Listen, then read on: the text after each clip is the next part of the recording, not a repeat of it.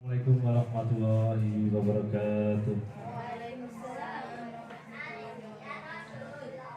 Yang terhormat untuk mentor kita, mentor di Telok SD Negeri 04 Tanjungan, Ibu Diana Risanti SPDSD. Yang terhormat yang saya banggakan, teman-teman peserta orientasi P3K pengenalan nilai dan etika instansi pemerintah bagi P3K Kabupaten Pemalang yang bertempat di SD Negeri 04 Tanjungan.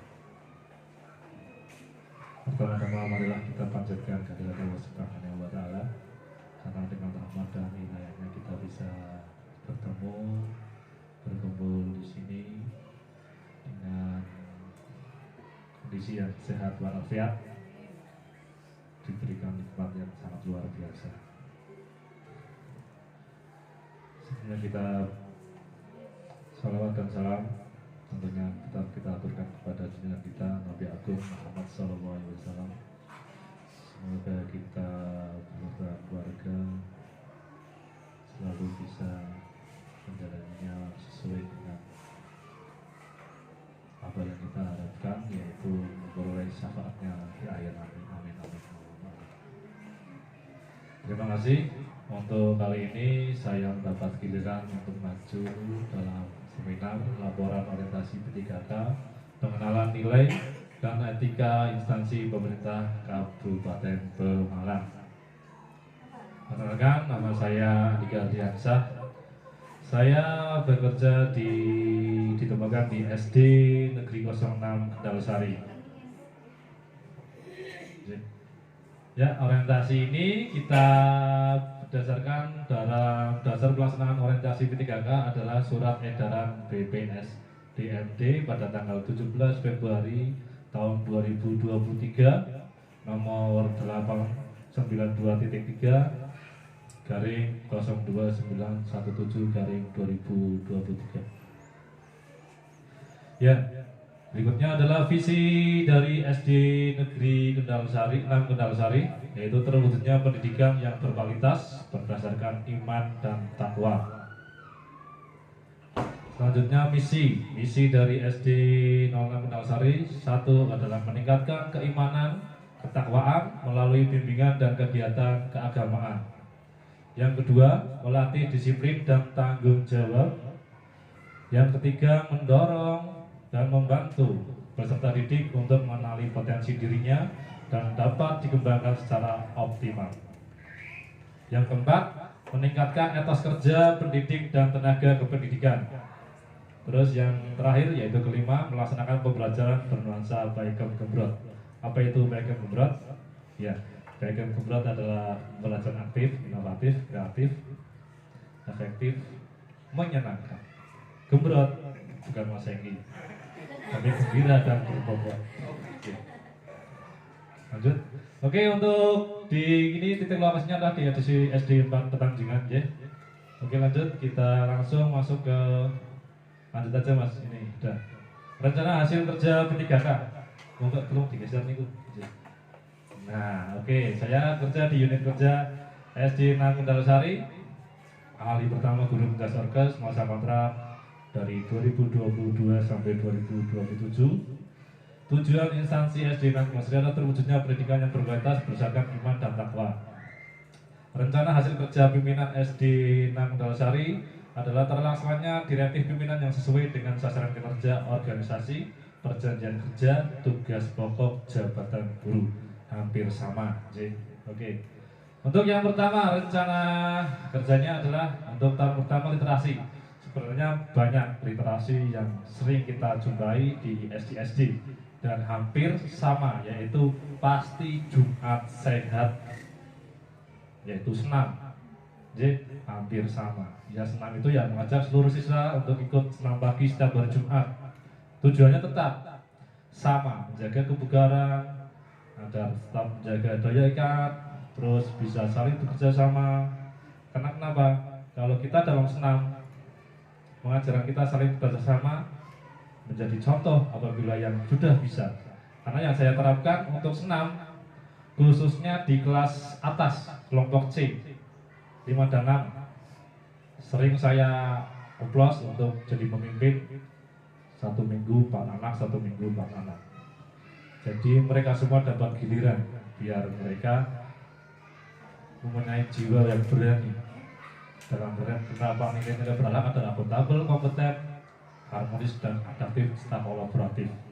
Jadi setiap siswa mempunyai kesempatan untuk tampil di depan. Lanjut. Untuk lanjutnya, ini foto literasi, ya. Lanjut, numerasi. Numerasi mulai aktivitas permainan berlari. Berlari di sini adalah tahap kinerja adalah siswa mampu mempelajari mengenai cara menghitung panjang lintasan lari. Ya. Tujuannya apa? Biar siswa itu tahu saya lari dengan jarak berapa meter, harus lari dengan kecepatan berapa meter. Itu tujuannya. Terus output hasil kegiatan dan tahapan adalah memodifikasi pembelajaran olahraga agar mampu menumbuhkan keterampilan numerasi yang dapat dilakukan dengan mengukur panjang lintasan lari. Penerapan nilai berakhlak, akuntabel, kompeten, harmonis, adaptif, dan kolaboratif. Terus selanjutnya ini fotonya anak-anak. Tadi mas fotonya. Nah ini kemarin anak-anak sebelum pembelajaran saya biasakan biar anak-anak tahu dulu. Misalnya hari ini kita materinya adalah tolak peluru. Tolak peluru itu seperti apa? Yang pertama adalah pengenalan dulu pelurunya seperti apa, beratnya berapa, lapangannya seperti apa. Karena kita menjurus ke numerasi berarti berhubungan dengan ukuran lapangan. Pembuatan lapangan tolak peluru kita terapkan menggunakan lahan seadanya di sekolahan. Ini bukan seadanya di sekolah, tapi seadanya di sekitar sekolahan. Ya, ini anak-anak praktek membuat lapangan tolak peluru. Lanjut. Yang ketiga mengenai numerasi juga gerak dasar lompat, lari dan lompat. Ya. Yang pertama yang mengajak siswa agar mengetahui perbedaan ganjil dan genap. Terus mampu menumbuhkan keterampilan numerasi yang dapat dilakukan dengan ketukan irama genap dan ganjil. Terus nilai-nilai berakhlak adalah akuntabel, kompeten, harmonis, adaptif, dan kolaboratif. Kegiatan yang keempat, sebenarnya budaya hidup sehat juga bisa masuk, numerasi juga masuk, literasi juga masuk. Tinggal arah kegiatannya kemana, Bu? Kalau kegiatan numerasi dalam budaya sehat adalah siswa diberikan beberapa pengetahuan mengenai jumlah kalori pada setiap makanan yang sering kita jumpai, yang sering kita makan. Kalau kita mengetahui jumlah kalori berarti hubungannya numerasi. Tapi kalau siswa diberikan pengetahuan mengenai budaya hidup sehat, contohnya roti kuku, cuci tangan, maksudnya ke literasi. Yang saya ambil adalah untuk numerasi adalah mengenai jumlah kalori pada makanan yang sering kita makan. Outputnya adalah agar siswa mampu menumbuhkan keterampilan numerasi yang dapat dilakukan dengan menghitung jumlah kalori pada saat memilih makanan yang bergizi. Ya kembali lagi, makanan yang bergizi, karena tiap individu pola porsi makan juga beda. Kembali lagi juga dengan kebutuhan. Ya saya ingin. Untuk penerapan nilai-nilai berakhlak, relasi sama akuntabel, kompeten, harmonis, adaptif, dan kolaboratif. Lanjut. Numerasi yang kelima, materi kelima masih tetap numerasi, sebenarnya masih sama. Numerasi berhubungan pasti dengan menghitung lapangan, mengukur lapangan. Ini kemarin saya menerapkan menghitung keliling lapangan kasti. Ya, kasti itu di SD, tapi kalau sudah naik SMP, SMA adalah softball, bisbol. Hanya judulnya saja. Seperti kemarin Bapak Ibu Guru PGRI juga kasti. Saya juga kasihan ibu-ibu lari-lari. Ini ada atletnya di salah setuju. Alhamdulillah. Ya, anak-anak diberi panduan, pengetahuan apa itu kasti, lapangannya seperti apa. Setelah selesai kita di kelas, kita keluar, anak-anak langsung praktek. Ya, saya jujur dari SMP turun ke SD kaget Bu, kaget karena sistemnya Bu, sistem pembelajarannya, sistem pembelajarannya kalau di SMP materinya langsung urutannya pas tap. Tapi kalau SD saya turun di SD kaget. Anak-anak kalau belum jalan keliling sekitar sekolah itu belum olahraga katanya. Jadi jalan kaki itu muter-muter itu wajib. Ya itu kaget, aduh ini saya harus ubah mindsetnya. Karena olahraga bukan jalan kaki, itu jalan kaki adalah hanya sebagai jaga kondisi, bukan olahraga. Ya. Lanjut. Nah cukup. Tadi itu presentasi dari saya. Monggo dari Ibu Mentor atau teman-teman yang barangkali ada satu dua kata yang perlu ditanyakan. Monggo. Tidak usah. Saran namun. Terima kasih Pak Andika sudah memaparkan materi mengenai pembahasan keempat pada laporan orientasi P3K. Yang pertama saya mau menanggapi dari penjelasan yang tadi panjenengan sampaikan. Saya kira sudah cukup baik dan kami semua terbawa suasana ya. Terbawa suasana. Terus tadi pengalaman Pak Andika juga yang tadinya dari SMP ke SD tentu saja mengalami perubahan ya, karena mindset di pada siswa SMP itu sudah mungkin ada beberapa yang sudah terbentuk, tapi kalau di SD itu nomor saya unik ya, karena masih usia segitu, masih dalam tahap perkembangan anak-anak menuju ya yang lebih banyak itu kan anak-anak, jadi di situ baik semua mata pelajaran itu intinya adalah penanaman konsep. Oke, ya, penanaman konsep lah untuk SMP mungkin sudah mindset, mungkin kalau di kelas tinggi itu sudah perubahan mindset itu boleh jadi, tapi untuk dasar itu berarti penanaman konsep. Nah kemudian tadi yang menarik bagi saya itu yang menghitung keliling lapangan ya, itu bisa terintegrasi dengan mata pelajaran lainnya, khususnya pelajaran matematika karena yang diangkat adalah numerasinya. Nah untuk pertanyaan saya hanya ada satu pertanyaan Pak, mendengar tadi penjelasan atau presentasi yang Pak Andika paparkan tadi, saya ingin panjenengan mencoba menjelaskan salah satu saja rencana hasil kerja di sekolah panjenengan.